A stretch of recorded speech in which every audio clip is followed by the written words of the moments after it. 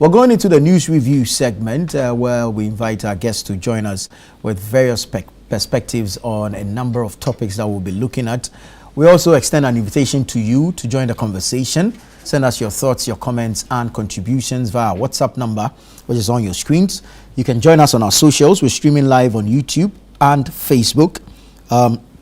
We're engaging, we're interactive on X and Instagram. You can enjoy some exclusive video content from ChannelOne TV on TikTok as well.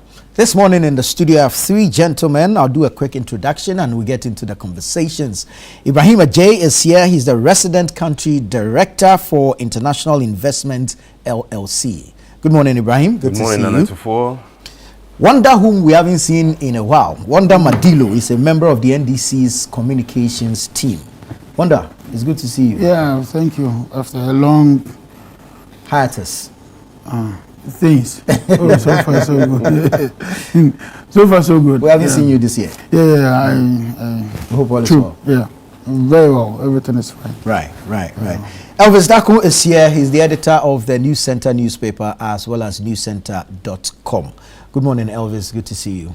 Morning. Welcome. Gentlemen, you're welcome to the show. We have a lot to unpack, so let's get straight into it. We start from the Ayawaso East NDC primary over the weekend. What should have been a local internal party matter was fraught with a number of allegations on voter inducement, vote buying. The party has condemned the same, commissioned an investigation into it. The Majority Caucus in Parliament is calling for the cancellation of the poll. The OSP has expressed interest in investigating these allegations. And for me, the bigger question is how we protect our ethical, or if like democracy, and of course the integrity of same, and not substitute it for gains, or if like some of these financial inducements. So I'll start off with Elvis. I want to believe that you observed the activity, the exercise over the weekend, and all that transpired. What do you make of, one, the response of the party itself, NDC, and then the Majority Caucus in Parliament calling for a cancellation of the polls? I don't know, I stand to be corrected, but I think this will be the first time, if indeed the primary is cancelled. Yeah, thank you for the opportunity. Vote buying has been with us in this Fourth Republic, and we've all said it's not good for our democracy, in the sense that if people are to go and elect people based on what they receive from the contestants, then the possibility that they could just go and elect people who offer the biggest gifts, they call it TNT and whatever they and lunch, are the ones who are likely to win, and therefore could affect the quality of people that we elect in the country. However, all efforts to nip this in the bud has so far failed. As a country, we've not been able to find a solution to dealing with vote buying. I think the last two CDD surveys actually shows that the voters themselves now expect that they will receive something from a candidate before they vote for the person. So it is no longer an issue of only the giver. Yeah, we used to blame the givers, but surveys have come to prove that the Ghanaian ordinary voter has equated his or her vote largely to what he or she will gain from the process, especially within internal elections, where the numbers that are voting is small. And therefore, if you don't give them anything, you are not likely to get their vote. I believe that as a country, we still have to find a solution to this, because it will not help us if we allow it to continue. Because there will be very good people who will want to go to parliament or go into politics, want to become president, who will have wonderful things that they may want to do for this country. But if the mentality is that unless you buy my vote, I will not vote for you, then such people will not get the opportunity to vote, to govern. Interestingly, if such people don't have the opportunity to vote or govern, the good ideas and everything they have will not benefit the country. True. And we'll be voting for people that will just go in there, little contribution, and our development as a people will be affected. So I believe strongly that whatever we all need to do as a country to be able to fight this, we should. However, I see the statement from the NDC as a party that they are investigating, and I see a statement from the minority that they are investigating. The majority or the majority that they are also, the majority is actually calling for cancellation. Yeah. And I saw the statement, I was excited at the same time, I laughed. I was like, who is there any MP in Ghana today who will say, can boldly say, and can take an oath before whether the Quran or the Bible or any deity, that from the primaries in his or her party to the national level is not done the very thing they are asking that should be cancelled? Is there any MP in Ghana today who can take an oath before God, whether through the Quran or the Bible, or any deity, whether from Nungokpo to Antoine Nyama, or the popular ones? Is there any MP or any candidate who actually stood for election that will say that from the level of the primaries to the national elections, they have not offered anybody, any electorate, anything in the form of what we have branded it to be, called TNT and lunch and so whatever that we have branded it? Is there anybody who can say that? So you see, we on one hand we are guilty of the very offense, but because today we are not the one in the middle, we are condemning it because it's another person. I was thinking that the majority statement will first admit that they are all guilty of the same offense.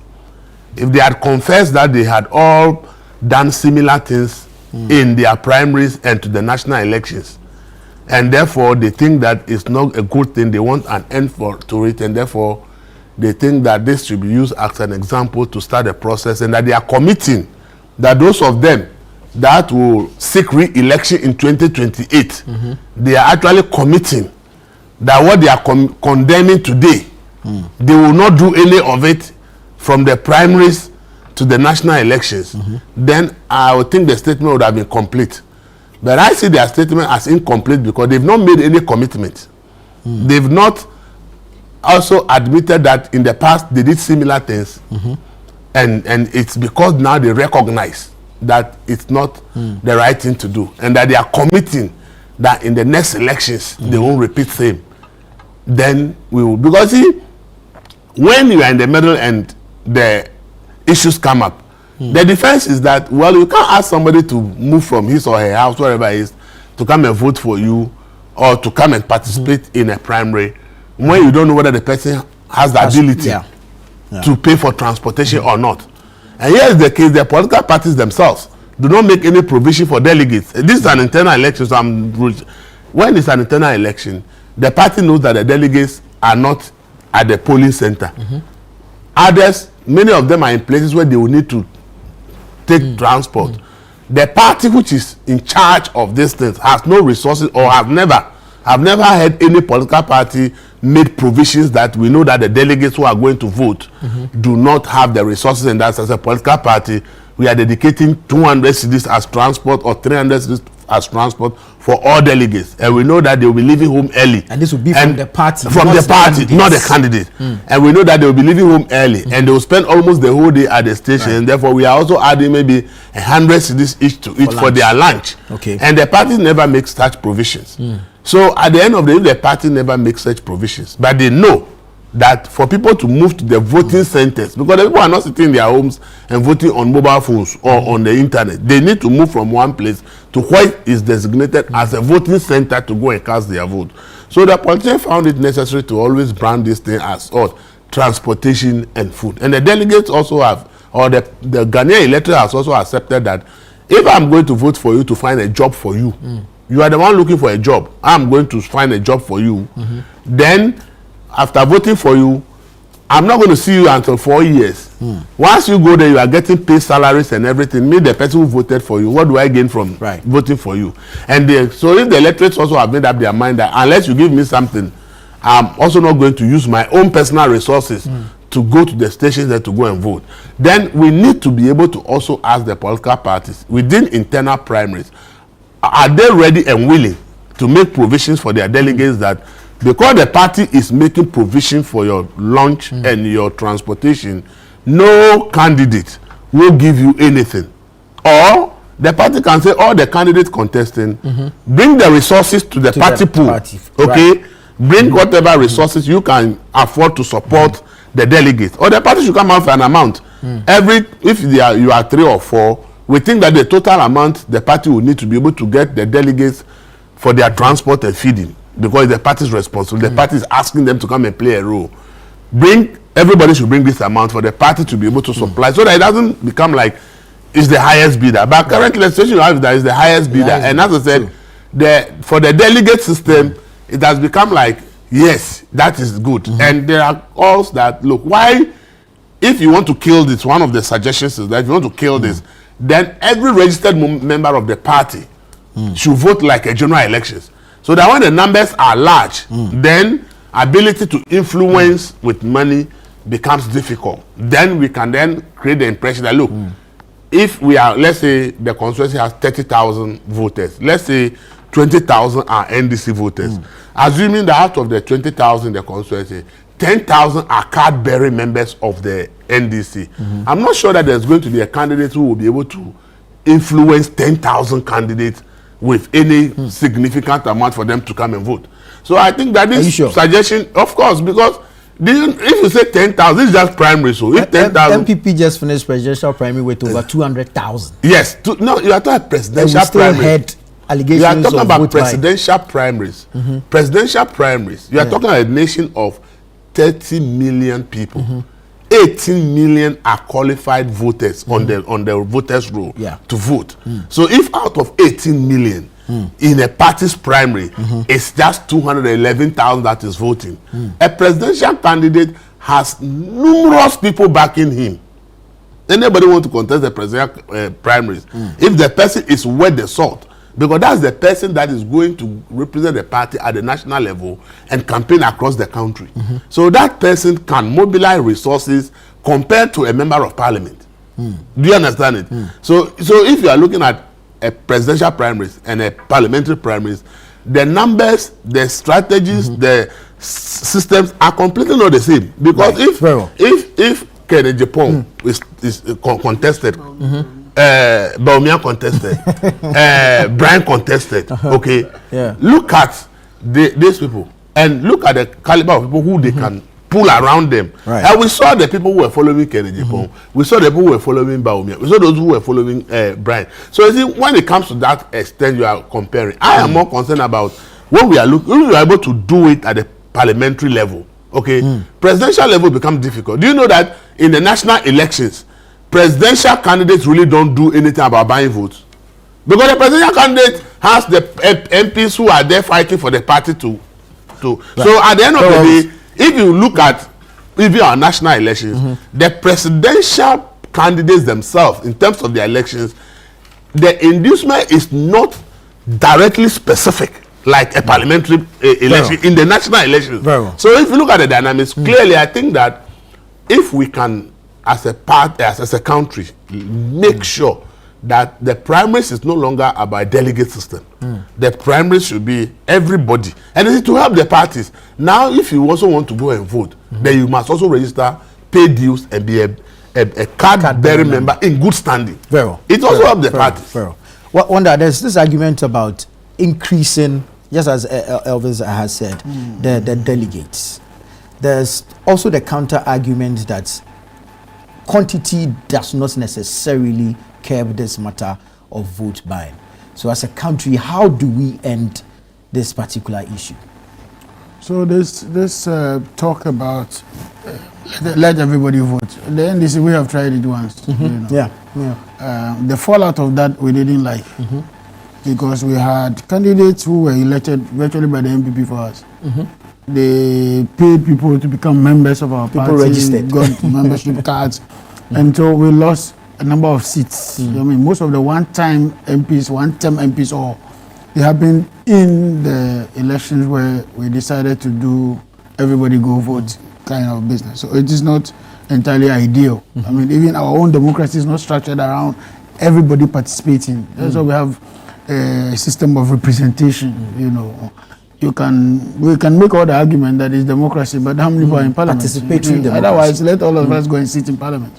So yes, we are participating from the sidelines. Our voice must be heard and all that, but you still need somebody to represent you in those at those levels.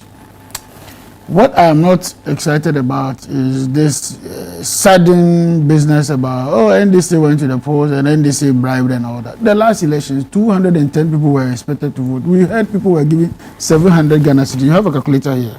700 Ghana cedis, 1,000 Ghana cedis per delegate. So if you have 210,000 people, okay? 192,000 at 10.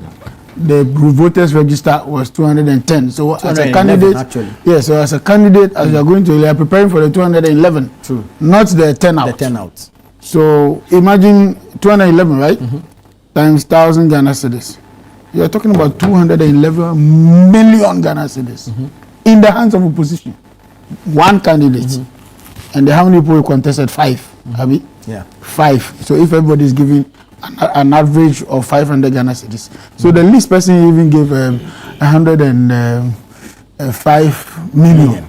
And that is on election day. You see, that's on election day. Let's not lose sight of this. That's on election day expense. Not all the rounds going from region to region and support here, you know, paying bills here, paying hospital, you know, supporting school fees and all that. Not all that. So you see, our democracy is getting very expensive. What has happened in Ayawaso, I mean, we've all heard snippets of people complaining and all that, same as we heard in the MPP presidential elections and all that. I'm happy that the OSP also want to take up this matter. I just pray that it doesn't become political. You know, he waited too long for this to happen before you go. You see, when it happens like that, then it's more like reactionary. Soon as the MPP finished and you heard allegations, you should have just kicked in. Then the NDC one comes to kick in. Everybody knows that, okay. He's looking into the MPP one as well. Yeah, but this announcement came after the so-called Ayawaso East one. I don't know if you get my point. Yeah. So you want to ask yourself, why did you wait for this long? Crime is crime. Once it's committed, it's committed. The MPP may not like it. They may say, oh, you are doing selective, whatever. By the time the NDC one comes and you go for the NDC one, everybody knows that, oh, after all, the earlier one you decided to start was not because you were being vindictive and all that. So we need to be more proactive.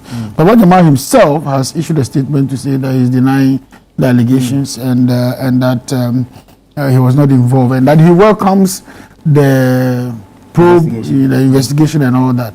Muhammad Ayaga also on his side as majority leader, the caucus had issued a statement that they should annul the elections. For that matter, he stepped down from the position of membership. Have you ever experienced that before, an annulment of a party primary? Yes and no, because annulment is always must be premised on a few critical issues and must be properly investigated. Otherwise, you have a lot of legal battles on your hand. I remember when Edom Agbana's election happened and he won with 1 vote.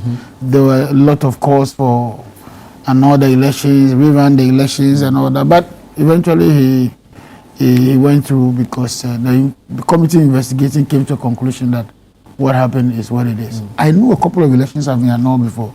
I don't know which one, but I will try and check the data and see. However, maybe not based on vote buying, maybe vote rigging, or at the end of the day, the voter turnout is more than on the register and all that. And then sometimes to tallying of votes may be wrong, and also they can annul elections. It's not a problem. It is if it is tied to, as it were, corruption that I haven't seen any yet.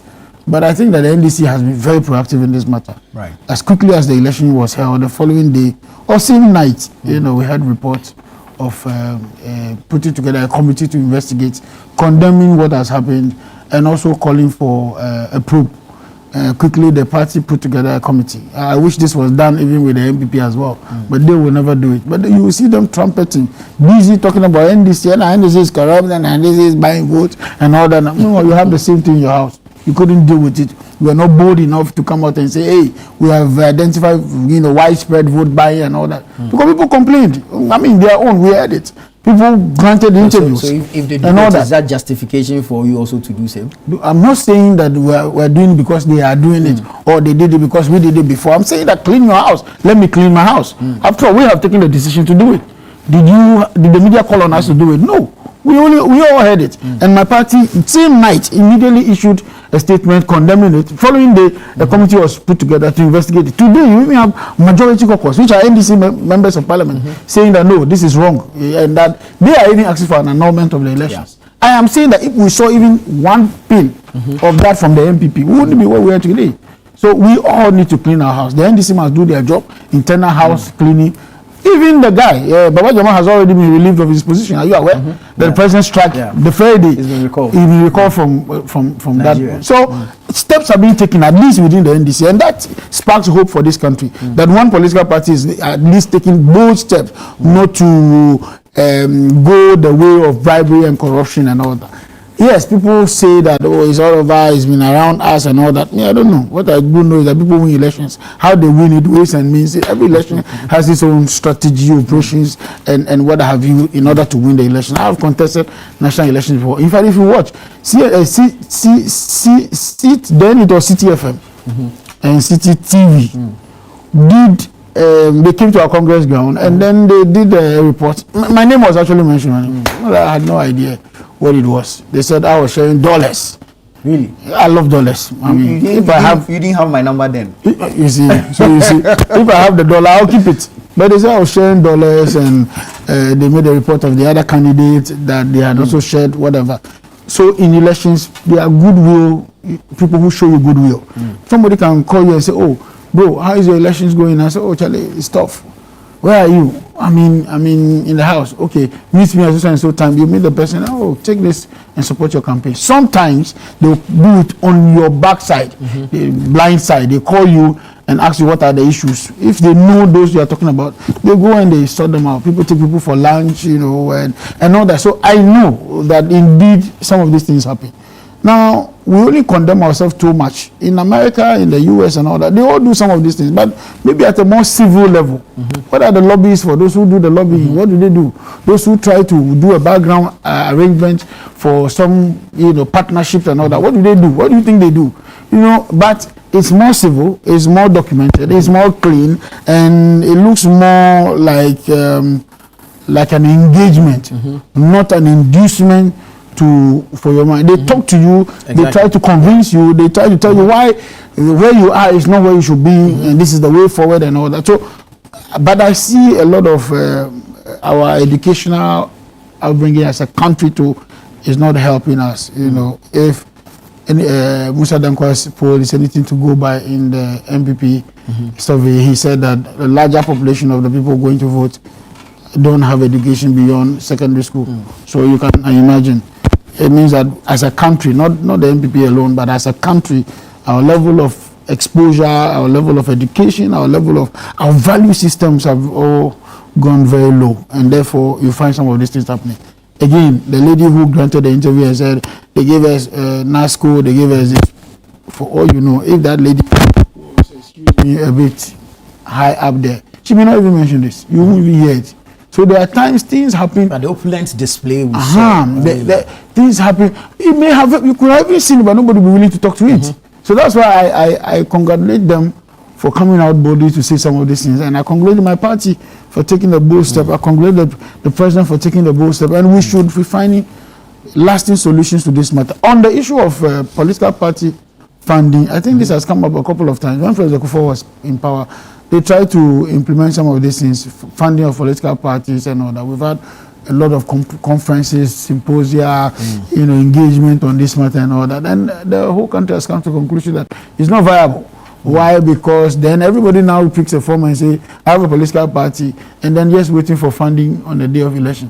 Who qualifies for that money? How much do they qualify? Are you going to prorate it that the bigger parties? Who is a bigger party in any way? We're going for an election. You may be big yesterday. Quantified. Yeah, you may be big. Membership. Yeah, and CPP was one time a very big party. Today they are no more. So what would you have done? So that there should be the category should be there. You can be downgraded. You So can be upgraded. this is where the difficulty is. Who is doing the upgrade? Who is doing the downgrade and all that? So it's difficult in some of. But again, why do we need political party funding? We are all members of a political party. We pay dues. In fact, we support even in other ways. For instance, there's we're going through our registration right now. We'll be doing branch reorganization and all that. We will all be supporting financially, putting in money. Sometimes we're buying plastic chairs, we're buying canopies. We do a lot of that. I do it myself as well.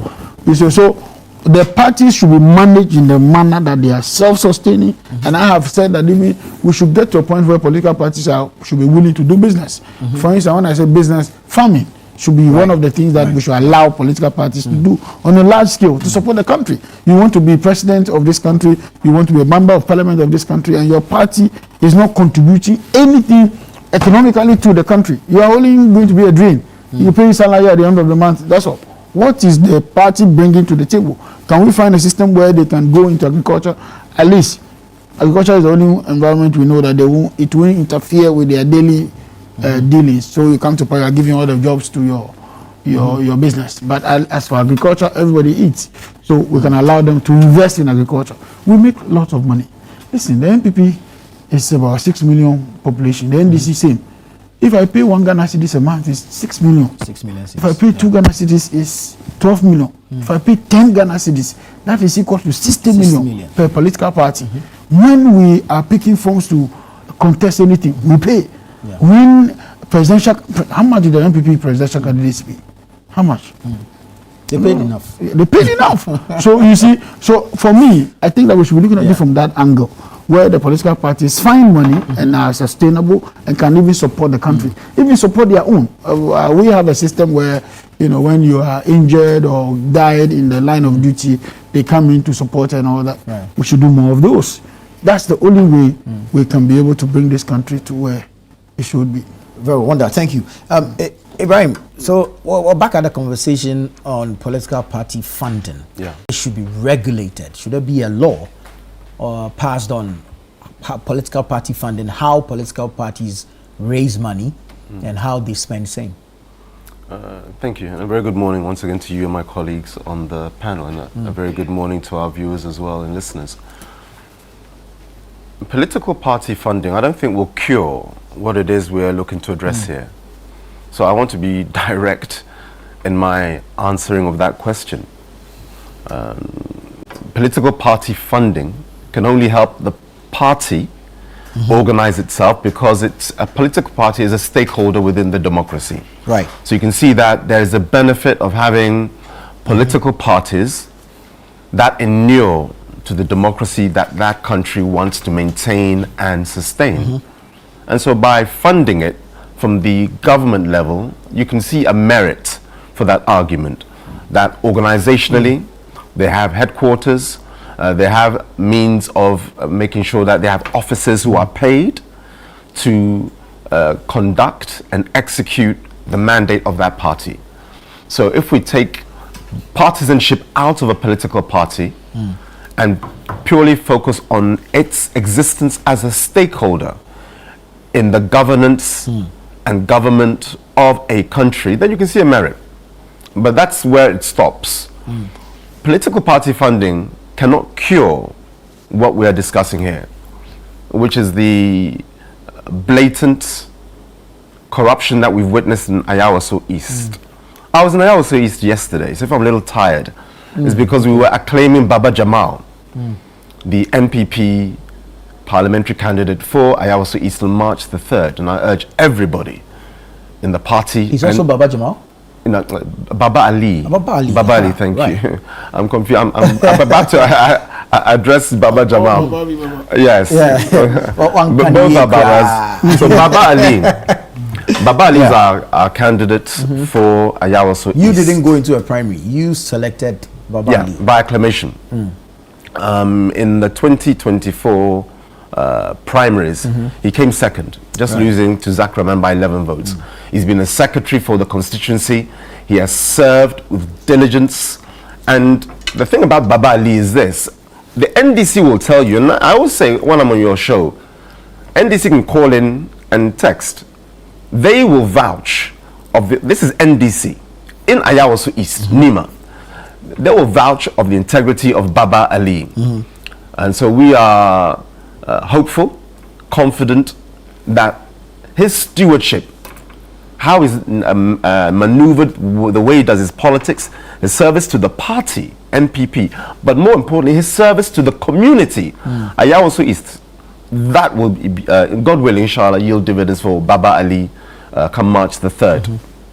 Now, back to your earlier question, Nana, about the political funding. It won't cure it. It won't? It won't.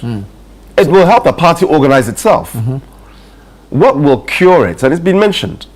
I remember Raz Mubarak also mentioned in 2015, when the NDC expanded the Electoral College to allow for card-bearing members. That cured it to an extent. One is right. It allows for others to intervene. There'll be infiltration. Yes, but I mean that's for you to try and close those loopholes. How do you close the loophole?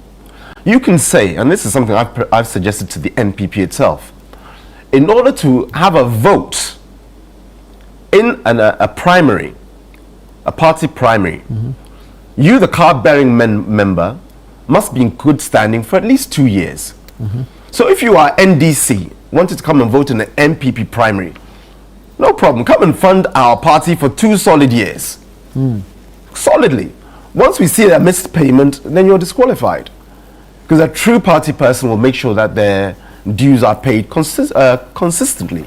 Likewise with NDC. Because this is not sustainable. It is not. I'm talking the primaries whereby this happens. But as has been mentioned, excuse me, if you have 10,000, 15,000 people in a primary voting, mathematically, both financially and in terms of resource-wise, it is not possible to buy the votes of 15,000 people. And that's what will cure this canker. But you see, I was hearing some things about President John Dramani Mahama taking swift action and recalling Baba Jamal. Swift for the where? The 1992 Constitution, Article 94(2), Clause B, says that any public officer, and a High Commissioner is a public officer or public servant, who wishes to contest in partisan elections has to resign. Article 94(2)(b), you have to resign. It's there. Now, Baba Jamal took 10 days leave. Now, when you take 10 days leave of notice to contest, that's what he did. He took 10 days leave. Now, under the Civil Service Regulations 2020, leave, and they've captured it, leave is not sufficient for a public officer to contest the partisan primary. I'm quoting the Constitution here. So if suddenly President John Dramani Mahama says, I'm now recalling you for how? That somebody has violated the Constitution, now you are recalling them? Are we putting the cart before the horse or horse before the cart? And you have to resign before you actually file your nominations. President John Dramani Mahama sat down and saw this going on and took no action. So what was he doing? When somebody violates the Constitution, you as the first gentleman of the land should have taken action. But you did nothing of the sort. So when I hear that NDC are taking action, NPP, we did nothing, really, you should examine the chronology of what has just transpired. It takes me back to 2011, when Baba Jamal was the Deputy Minister for Information. Sorry, what was the constitutional code? Article 94, 2B, 1992 Constitution. Those who are watching, quickly Google it. 1992 Constitution, Article 94, parenthesis 2, Clause B. Public officer must resign. And it applies to high commissioners. And he did nothing of the sort. So we should not be hoodwinked that President Mahama has suddenly taken action. He was inactive. It was inert. And he knew that this gentleman, Baba Jamal, was breaking the law per our electoral laws. You have to resign. Show me the resignation letter. The leave is not resignation. It's like, I'm going to hospital. My stomach is hurting me, for those who can't hear the gun. Yeah. That's what needs to happen. So, and then again, under Civil Service Regulations 2020, I'm quoting the Constitution. I'm not giving you my my interpretation. I'm giving you verbatim. So, President Mahama, please come again. How can you recall somebody who the law says is already, by all intents and purposes, removed?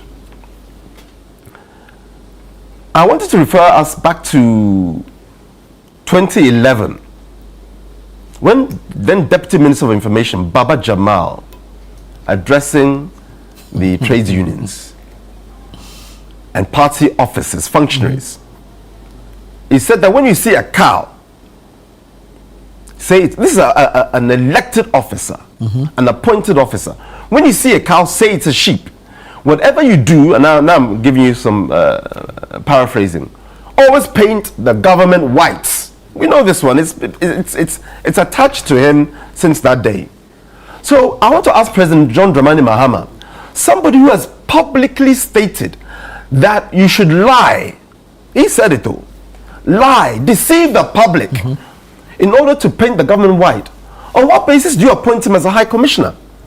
For me, that is a poor judgment from President Mahama. Look what happened to Keir Starmer, the Prime Minister of England, UK. He appointed Peter Mandelson, knowing full well that this guy was friends with Jeffrey Epstein, the pedophile, trafficking young girls for sex on his island with so many, international politicians.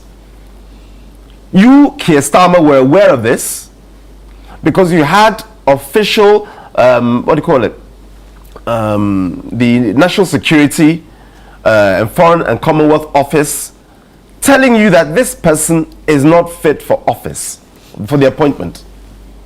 But the McSweeney, his chief of staff, convinced him. My point, why am I linking the two? Keir Starmer should have known better than to appoint Mandelson. And today his neck is on the line as we speak. So how is that different from President Mahama? Knowing that you have somebody who has voluntarily, audibly, verbally, personally said, let us deceive the public in order to paint the government white. 2011, it's there. That kind of personality you do not give to one of our main ambassadorial posts, Nigeria. It's a lack of judgment on President Mahama's part in that area. In appointing Baba Jamal to Nigeria? If I say lie to everybody, it tells you I lack integrity. That was when? 2011. So crime has an expiry date.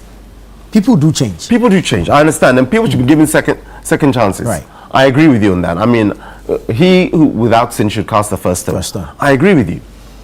But you can give a different post. People change. Am I beyond reproach? Me, Ibrahim Ajay here. No. Good. So I agree with what you've just said.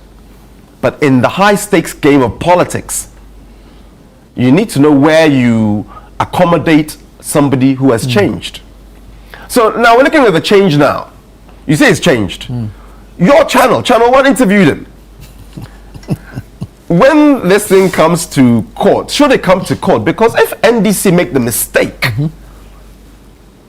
and we are all for them making mistakes, we'll come to Cocoa Board in a minute. I'll give you the mistakes of annulling this election Baba Jamal has every right to put them through the ringer in terms of the courts.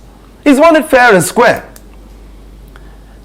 I listened to when your journalists interviewed him. That's the whole basis that this is all going on, because Wanda mentioned it. Had he not talked about, he said, what's wrong in giving gifts? He didn't say I gave gifts, so. He's a lawyer. Yeah. And so that I'll credit Baba Jamal. He said, what's wrong in giving gifts? I said, I didn't. He then went on to say, every Christmas, I give 2.5 million Ghana in loans. If my people come, should I not give them water? He's not admitting that he's given the gift, so. No. He's responding to a question. He said, what's wrong with that? And we have to be real. We, the politicians sitting here, Elvis mentioned it. He mentioned every MP should put up their hands who has not done the same. I would extend Elvis's question to say every president who has not done same, buying votes, should put his hand up. Oh, come on, let's be real. Everybody. Now, you can, however you term it, there's the nomenclature that can change it. Goodwill, transportation. If you live in Ayawaso East, the most transportation you will take is 10 cities. Whether you're coming from Mount Zion or you're coming from, Bola, whether you're coming from Mamobi side, but Mamo is entering more towards Jaja, Honorable Jaja's area. Kado Mosque, coming from, let's say, Kanda side. The most it will cost you is 10 Ghana cedis, Trotro. The most. Because remember, this is at a polling center, not your polling station. I want to do Uber. I don't Oh, want to do even better. Yeah, Uber, let me Google it for you right now. You know me, I'm quick on that. Uber, I told you before, Ayawaso East is like my second home. Yeah. I'm from Teshi. Yeah. Why was I there yesterday? Teshi B, coming all the way there, because my heart is there. I have interest in Ayawaso East. Like Baba Jamal, he was rejected from Akwatia and came all the way to, Ayawaso East. Ayawaso East. So NDC should question that logic. I'm coming. So if the most, let's take your Uber for argument's sake. Why not? We are progressing. 20 Ghana maximum. Maximum. I know the constituency. Right. It's not like Kaswa to Navrongo. The distance is there. So if it's 20 cities for transportation, why are delegates getting 3,000 Ghana? Don't tell me, Ibrahim, you're lying. I beg you, Nana Tufo. No, I'm not saying you're No, lying, I'm just. I'm interested. You know this how? I'm talking to Wanda through you. Because I'm coming to Wanda. You know this how? That's the question. Speak to the delegates. We are there. NDC delegates know me. Look, when you get past the Shell filling station, going towards Firdaus Mosque, on the left, okay? So the White Mosque. Firdaus is when you're going towards Nima Hill Street. Shell filling station, you go past where our parliament is, MPP parliament. And then when you get, just opposite the ADB, okay? The NDC, parliament is there. And they know me very well. Right. Because I do my politics, we jaw. And the politics in Ayawaso East is very nice. It's not so adversarial. Tongue in cheek, yesterday when we were going with Baba Ali, proclaiming through the streets, and we had our friends in the NDC, cheering and jeering. It's a beautiful relationship that we have. So if the NDC people, Obutwe, are telling us we got 3,000, had the TVs not being filmed, you would be right to say, Brem, how do you know there were TVs?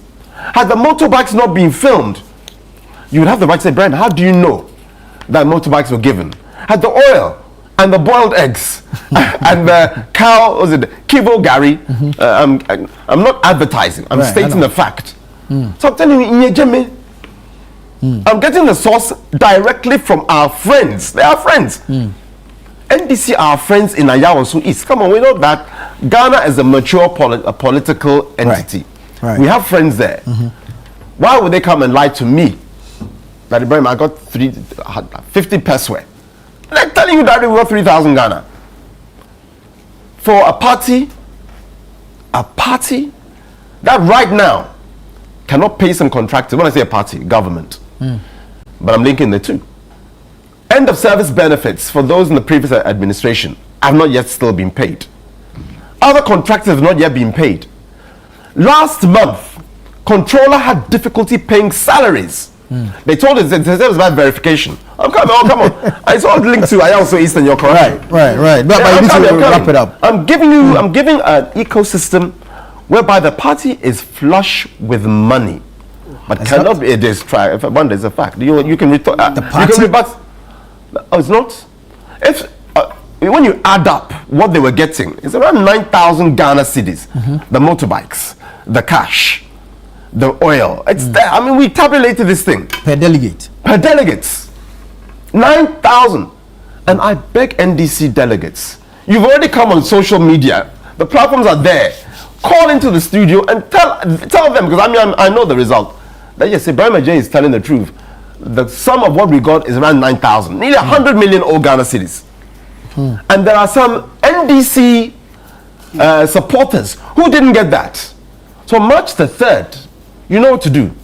You vote for Baba Ali because they are shortchanging you. So these are the things that we need to do in order to address the situation.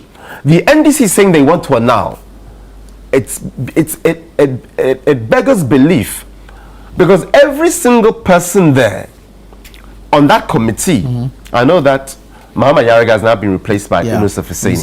I'm not saying that they shouldn't do this. It helps us. NPP too, we should do same. That's how we cure it. We can't say allow it to continue, because when they're saying clean your house, it's talking about NPP, because we have somehow violated certain, let's say, codes of conduct. President is trying to be so measured. President Muhammad, to his credit, you know, if I hit him, I have to also praise him. Instituted a code of conduct so that as governments, as parties, as administrations, we polish each other. We will learn from NDC. Inshallah, when we come back under Dr. Mahamudu Bawumia, we'll do better. When they come back and whenever, they'll do better. Ghana is progressing, and I like that. But on the code of conduct, Wanda said that we should clean our house because they're doing it. When Sami Jampi was sharing money against the code of conduct, did you clean your house? Or now you've woken up because some people are against Baba Jamal. Some people are against Baba Jamal.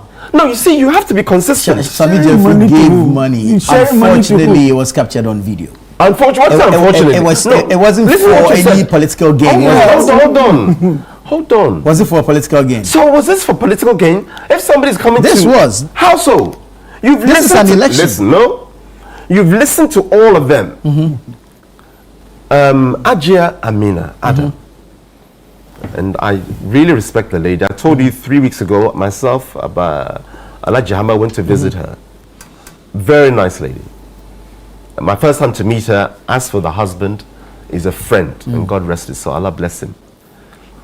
She said through her agents that transportation is not bribery. That's what she said.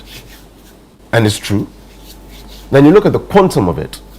I'm not in any way disparaging her at all.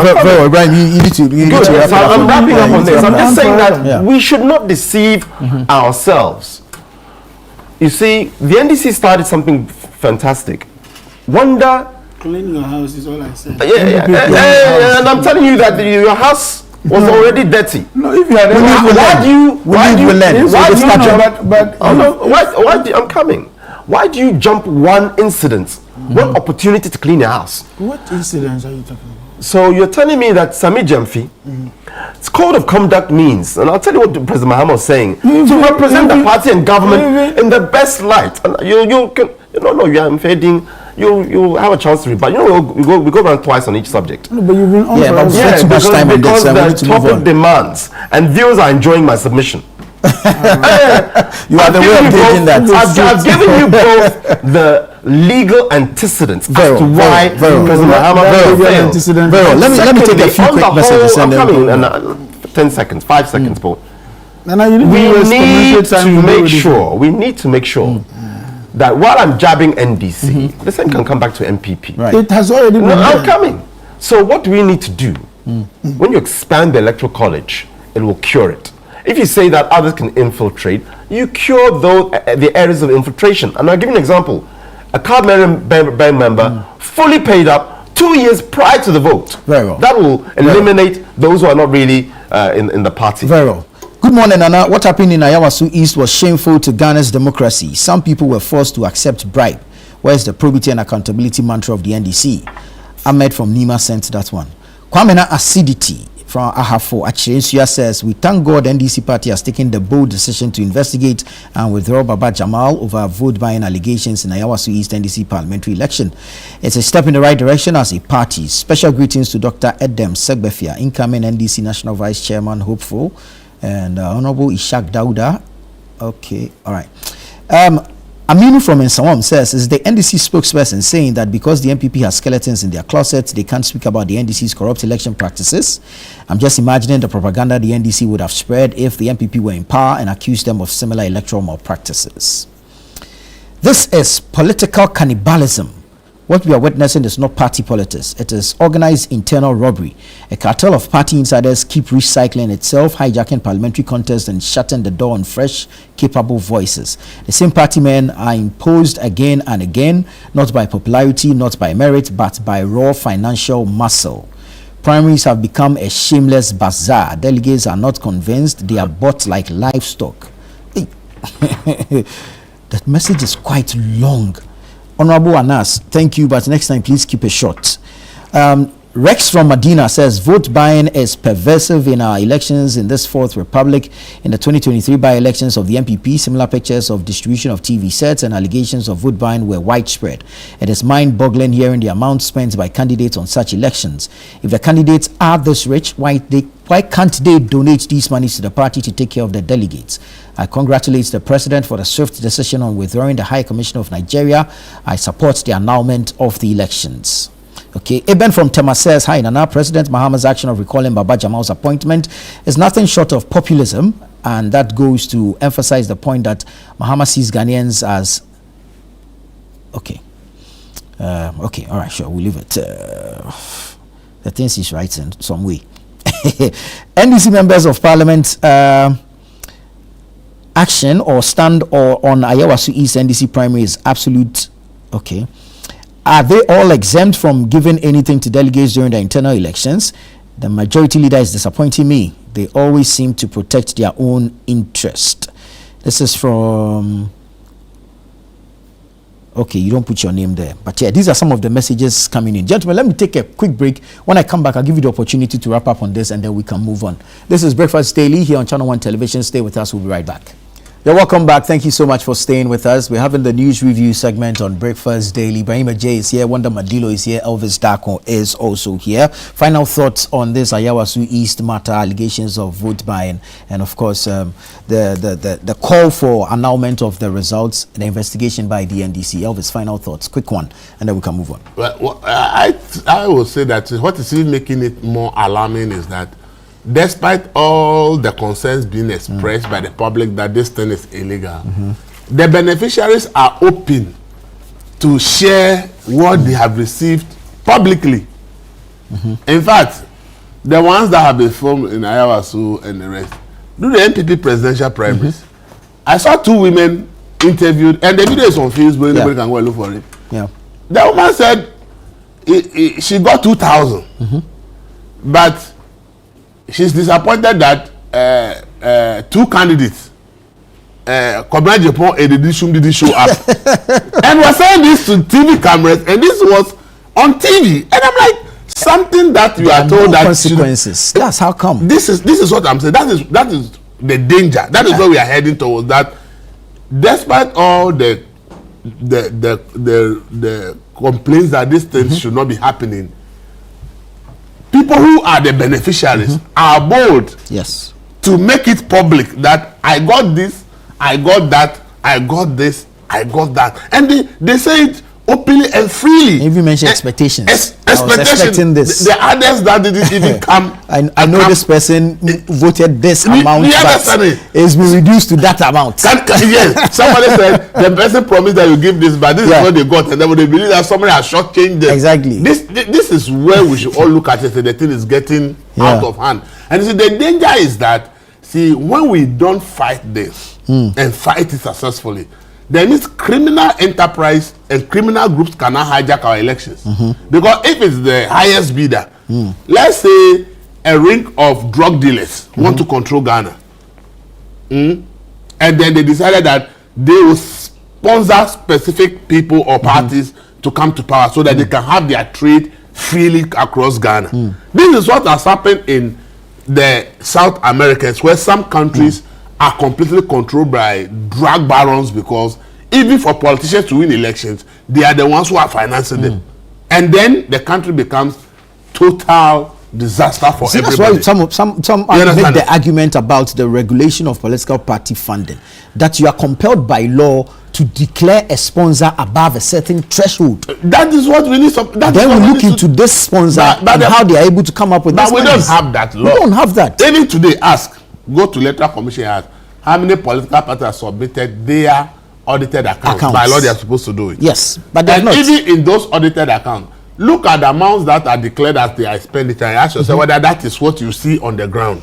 So you see, we must all take this seriously. I have said that, look, expand the college, let it cover everybody who is willing to declare that I am a member of party A or B. Register, have your card, pay your dues. At least you must be a member in good standing for 3 years to be able to vote in the next elections. And when that is done, all the parties should publish the list with the photographs, your ID, everything to the public, so that we don't have people who are both NDC and NPP members. Once the list is published and it is public, there's a website for NPP, there's another NDC. You go there, you want to know who is a member, and people can quickly verify who is a double agent within the parties, and then you get rid of them. You can have a very clean register that nobody can infiltrate, and you can elect your candidates. And this argument of NDC tried it and NPP tried to elect it is because they did it in a rush. The decision was taken in a rush. They didn't have time to look at the consequences. And I was thinking that what they experienced was rather a lesson for them to realize that, oh, there were loopholes here. If we closed it, we could do this thing better. So for me, I think that maybe probably we should, if we are amending the electoral commission's law or whatever electoral laws, we should put it out there that every party should be made to publish the list and the photographs of all their members who are registered with them. So that if you are a registered member and you can vote in the party's primaries, your photograph and your ID, your name and everything will be public. It will be on the internet. Anybody can find out. By so doing, everybody will know that this is the party A belong to, this is the party B belong. Those who don't want to register for any of the parties, they cannot vote in any of the primaries. They should just wait and vote in the national elections because they don't want to belong to NDC, NPP. Fine. Then I think the primary sanity will come in if they have these numbers. And as I said, it even gives the parties an idea that I'm going to an elections, and if I look at my database, maybe I have 5 million people who are registered with me. So that vote, I am secured. Now I want to look for more votes to add to it. Right now, if you ask all the political parties about their membership, they will quote votes that they secured in general elections. But if you ask them to produce the list of people who are really their members, NDC and NPP, the numbers they will produce, none of them can produce 1 million membership. NDC cannot produce that they have 1 million registered members. They can't. They can't. So I think that we should be able to go to that next step if we want to fight this corruption thing in our elections. In terms of the financing you are talking about, as I said, financing may not necessarily be from the state. If they are doing their primaries and there's 5 people in the case of NPP want to be president, and they said, okay, if the 5 people want to be president, this is the expenditure for the elections. Per our own fundraising, we are not able to do it, or this and that and that. So we need every candidate to provide this amount for us to take care of the delegates and everything. You don't spend any money on delegates because nobody is giving anything to delegates. And we should also understand that if we want to fight this, then we need our secret service to work. But today that the secret service is political boys and girls with Gota in their hands working left and right. I am national security. You are asking yourself, how are you going to be able to even deploy national security operation. Because what happened in just one small constituency here, if it is something we are serious about fighting, we had deployed people on the... A lot of people would have been arrested long before the vote were even cast. Because the moment people were walking from one office with TV in their armpits and are walking, they should just have been picked up. Because you saw the person going to collect the thing, and people are granting interviews and say, yes, I got this. People would have been arrested. But now would have said 50 or 70 people have been arrested.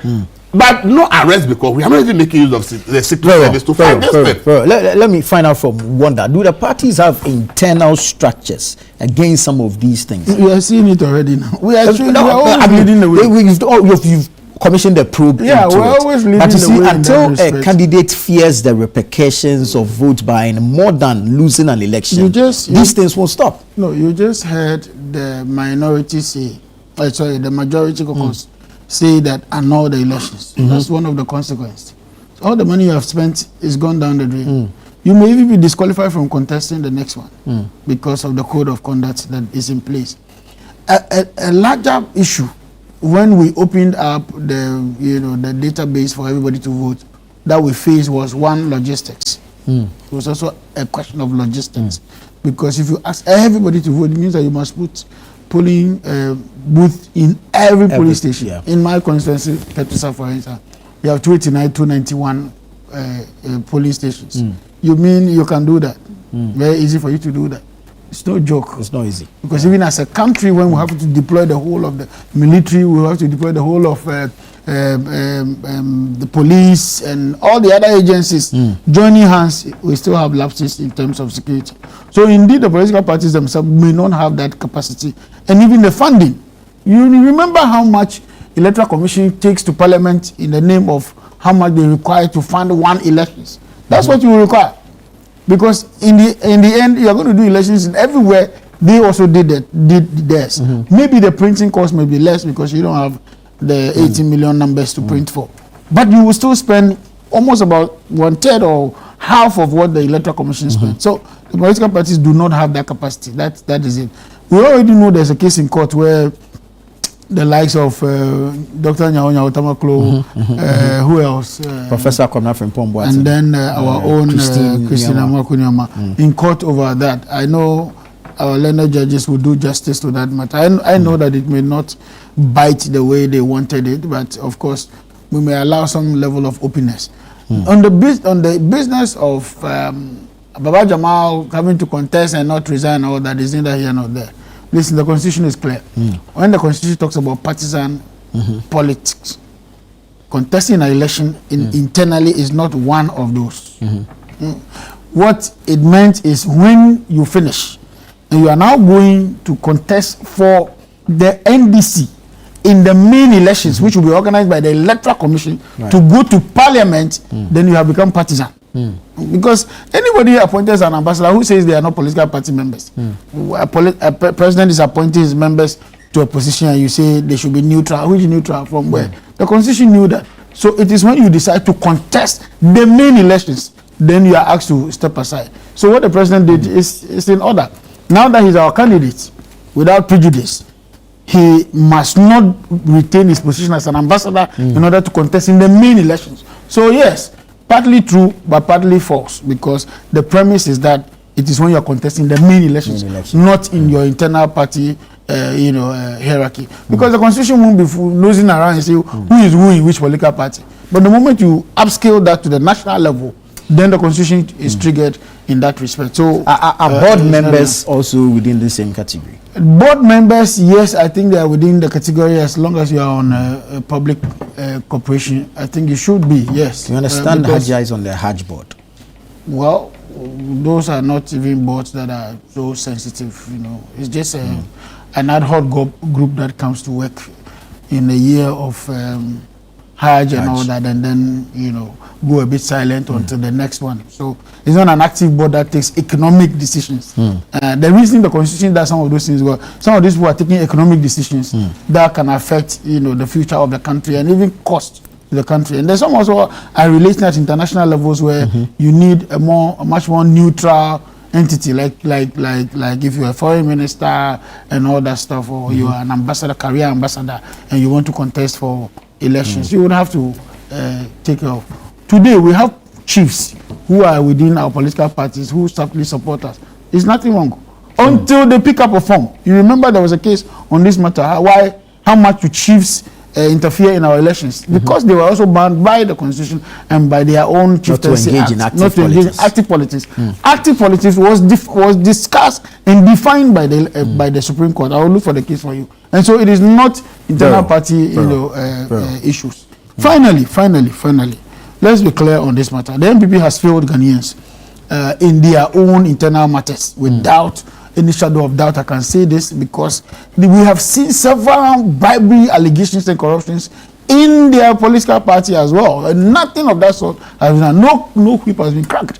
He talks about sharing money. We have seen President Akufo-Addo in open funeral, collecting money and putting in his pocket, and they are distributing. How about that? How do you pretend about this and say that it is Kenneth? For votes? Was Sami Jemfi inducing anybody for votes when he mentioned it?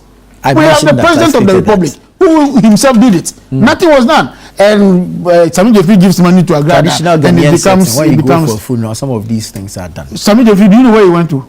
Do you know the program? It was a funeral. Thank you. Yeah. So what are we talking about? Yeah, here? but I corrected that. So I'm saying that that's So why I'm saying that's why I'm saying they are disappointing Ghanaians because they don't want to be open and truthful to themselves. I was expecting that Ibrahim will call on his party to say, hey, let's follow what the NDC is doing. Can we crack the whip? Can we stop some of these things happening? Because soon they are going to go for their internal elections, and then they will be doing the same thing. I know Paul Afoko and all of them want to contest. Have you forgotten that in the last elections, when before Stephen in Tim's tenure, when Freddie Blay bought, how many pickups did he claim he bought? How many oven buses did he claim he bought for the entire the constituencies? And we calculated the money at the time, and they were in power at the time. So please, this business about trying to make it look as though the NDC is bad, we are not bad. We have seen visibly 200 and how many? So both parties are guilty of the same thing. 275, oven buses for each were showcased in the open for somebody who was contesting for the national chairman. You haven't done anything about this, not even a probe into it. We didn't even know where he found the money to do all of this. Then you go to Ayawaso East with a voter delegate population of only about 1,000 people, and you are telling me that they have bought, they were bought with money and TVs. What is TVs? I, on my own, last year, I gave over 40 TVs out. Last year, I have about 12 people who are on my payroll, that not payroll, who I pay their university fees for. Every semester I do it.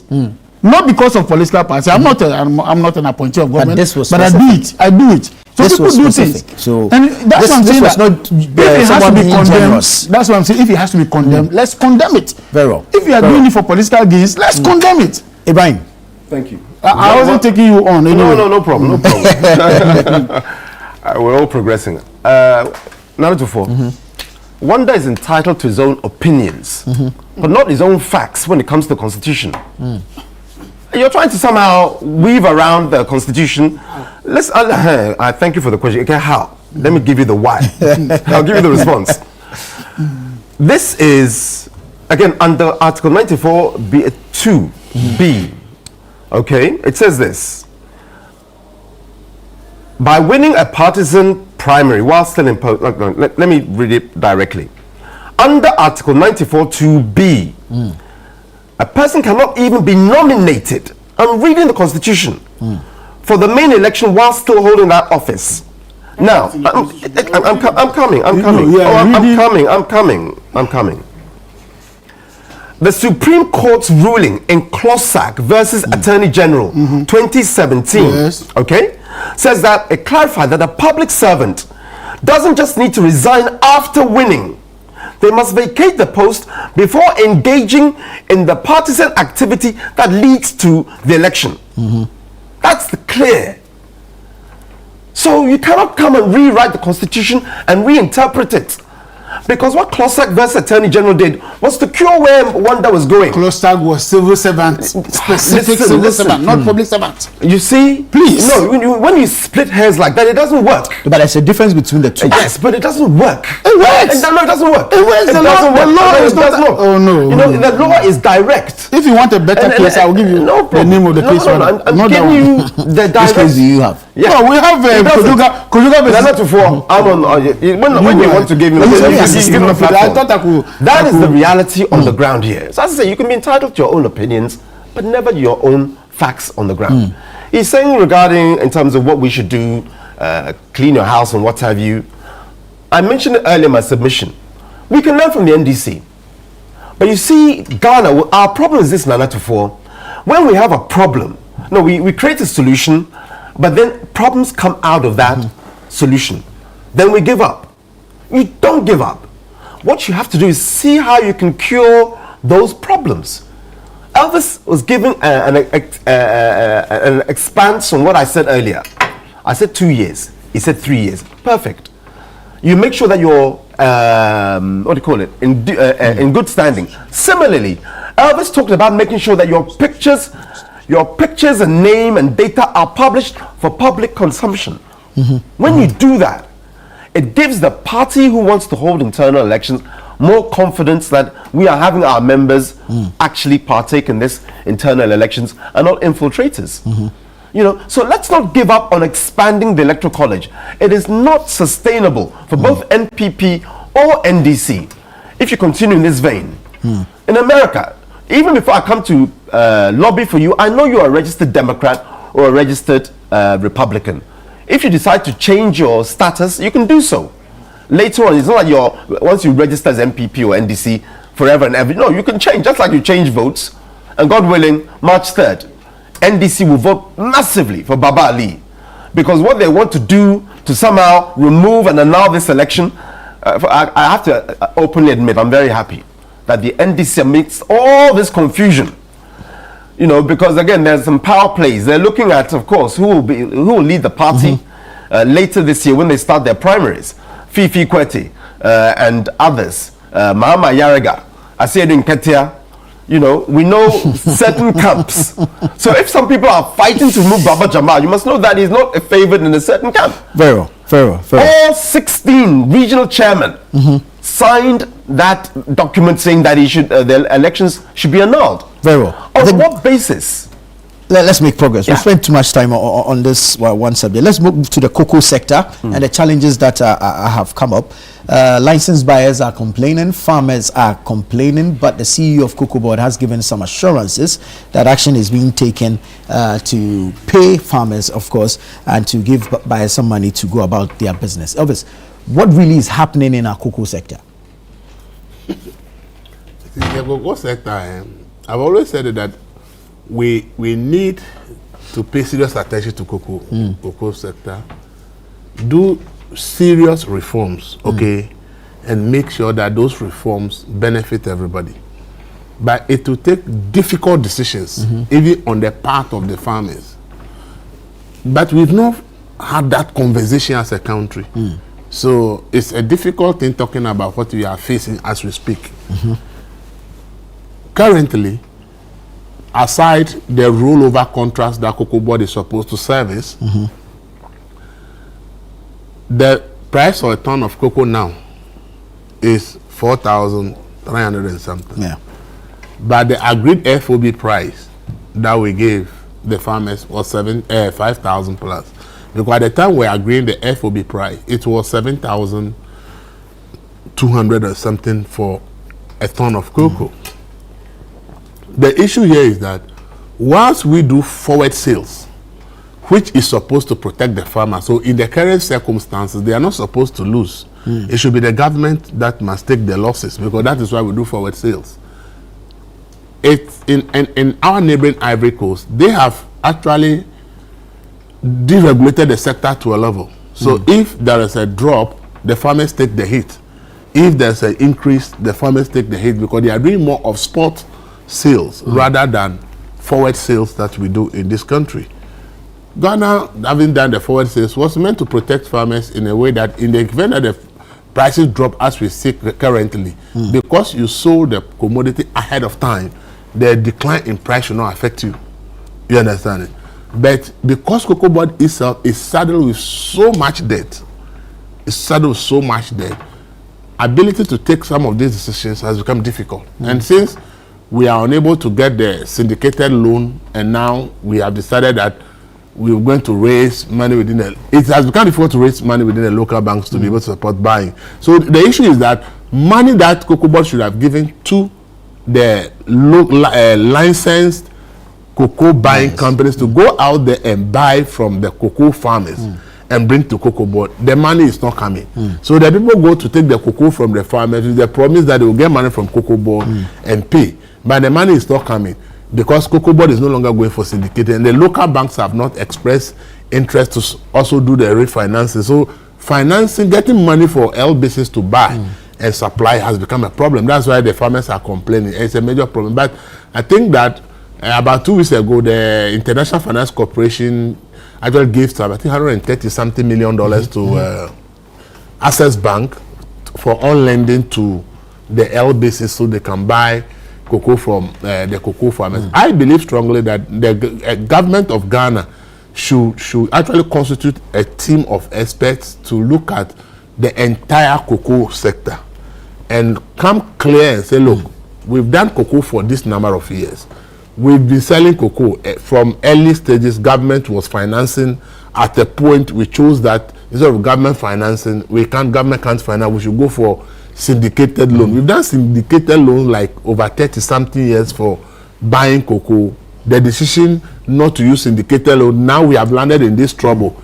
It's a whole complex of issues that sometimes the ordinary farmer cannot comprehend all the issues. So it means a team of experts to sit down, draw up a proper roadmap for what we need to do so that the farmer understands the situation that is in. As the Ivorian farmer knows that now that the price have dropped to 4,300, he is supposed to get there. The other problem is also we should learn from this and stop politics in cocoa.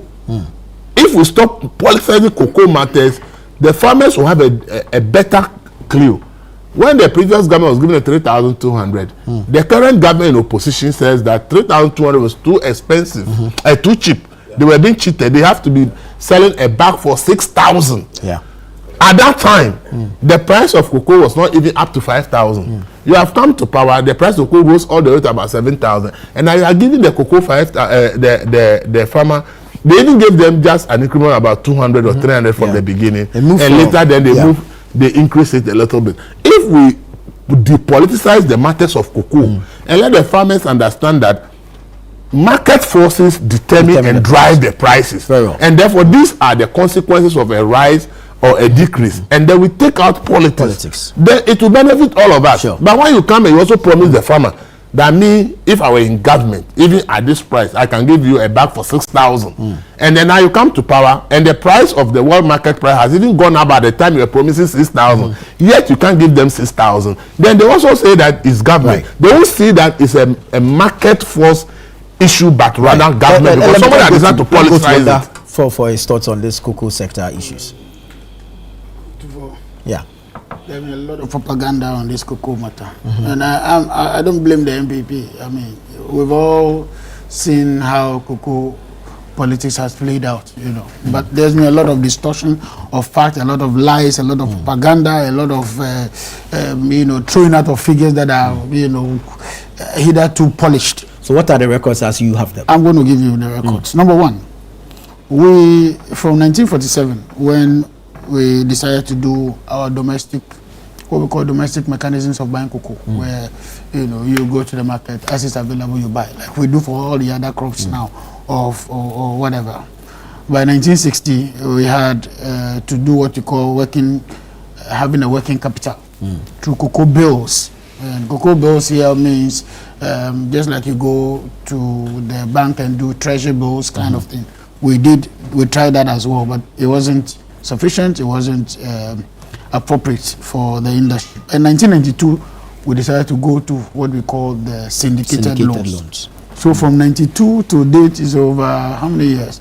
To 2022 is 30 years. Yeah, 30 years. Right? By so 2024 it was. Years. Now you are aware that in 2022 the MPP said they were not going for a syndicated loan any longer. Do you know why? Why? Because the syndicated loan that was taken the previous year was abused, was misused. And because it was misused, we couldn't pay back. And even if credit worthiness was lost. Yeah, even if we went to the market, nobody was willing to buy our to give us money to do. Because you are not credit worthy. Number two, we have something called rollover in the industry. So I buy this year. I tell the international, partners like the syndicated, group that I'm going to buy over 1 million tons. They give me money worth 1 million tons. Then the season is over and I've supplied only 700,000. The 300,000 tons left becomes a rollover. And don't forget, you have already taken money for that. And that money is sitting with Bank of Ghana or, finance or with Cocoa Board. And so you owe, in basic terms you owe. Now in 2022, when they decided not to go for the loan, they struggled to buy. From 2022 to today, when we came over to power, they handed over to us 330 tons of rollover. 330,000 tons. Yes, 330,000 tons of rollover. Now that is debt. That's debt. Yes, that's debt. Why is it debt? Because you have already taken money for search. Yeah. Then we decided to use what they call the LBC, the license buying companies, to find the monies themselves, because government did not have the money any longer to give to them to go and buy it. How are they going to find these monies when they have also heard government itself has issued press statement, have granted interviews that we are defaulting on our loan, we are unable to pay our loan? Which bank is going to give you money to say you are going to buy? No one will, because they know Cocoa Board does not have the money. Exactly. This is where we got to the crunch, and that crunch is what caused the problem. Do you know the number of people on Cocoa Board's payroll? 18,000 people. 18,000 people on Cocoa Board. Every month, Cocoa Board has to cough out 110 million Ghana cedis to pay salaries alone. Salaries alone. In fact, in 2024, when they could not go to the market, 24, they actually went for bridge financing from the Ministry of Finance, $70 million, in order for them to be able to buy, put in the market for them to buy the cocoa. Why is the NPP suddenly waking up to tell us that we have mismanaged cocoa, the Cocoa Board? All the monies that were taking, the names of syndicated loans, they spent it.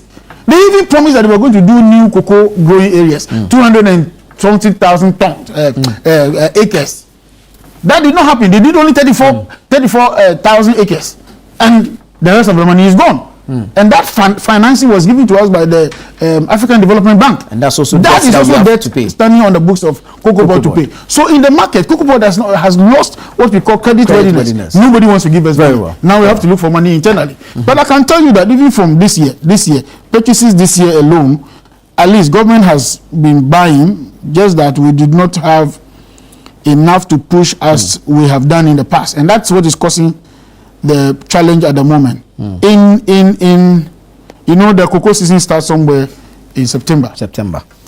But in November, our first purchase, we bought 5.4 billion, 5.48 billion. In December of 2025, we are in 2026 now. December, we bought 6.4 billion. In January, we bought 5.3 billion. It is in this February that we have only done 620 million.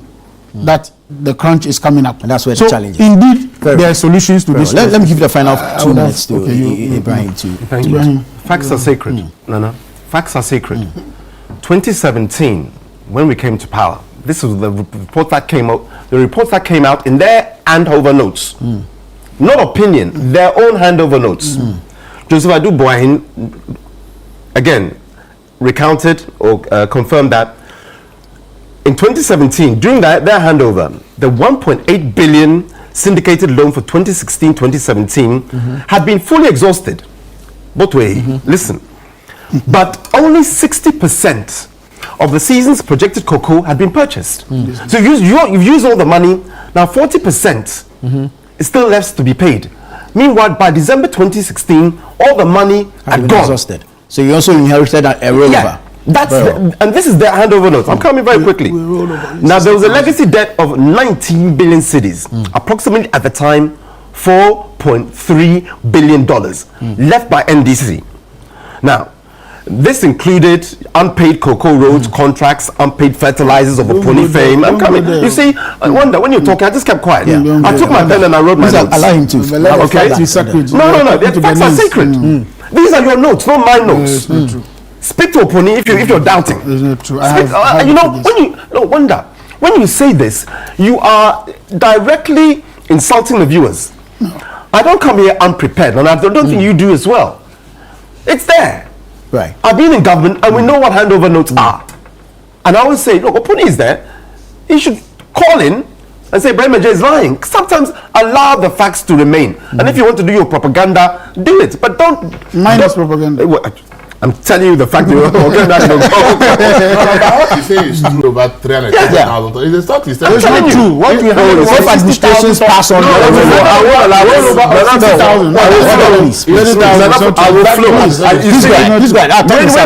when you hit just make your point. I will flow. You add 5 minutes on for me. Time is up. Mr. But you're coming. No, in 2024, the campaign, NDC promised, and Elvis has mentioned it, that they would increase the gross free on-board price, FOB price, yeah, pay 70%. Okay, and then I'm giving you the dates now. July 17th in Dwabaso, President Mahama reaffirmed this promise, and then October 3rd, 2025. Okay, they officially raised the price to the 58,000 that he mentioned. That's a per ton. Yeah, up from 33,000 because they said MPP was cheating them. Then what happened? The price crashed because again NDC don't think forward. They want to pay lip service, you know, for political gain, and now that the cocoa